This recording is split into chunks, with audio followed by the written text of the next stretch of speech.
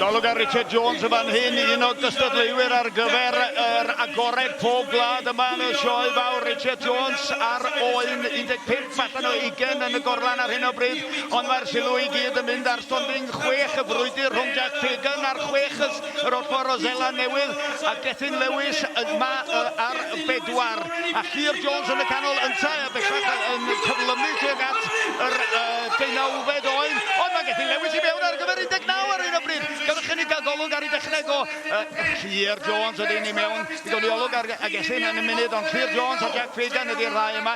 Jack Fagan yn gwneudwyr gyda'r cyflyma a gyda'r taclusa yn y byd ac wedi ennill sawl cneifio cyflym ar hyd ag ar lled y byd. Mewn a Fagan am un arall, ond stodiau eirion Llyr Jones yn fan hyn rwan. Does a ddim dewis ond cario ymlaen fan hyn, does a ddim troi nôl. Os nad ydyn nhw'n gwneud o rwan, dyn nhw'n mynd i wneud o gwbl. Dau wrth gwrs ydy Gwion Lloyd Evans yn rwan yn herio o ran yr amser, yn trocio ar y drws ac yn ceisio dal i fyny efo ddau arall, efo Gethin Lewis a Llyr Jones.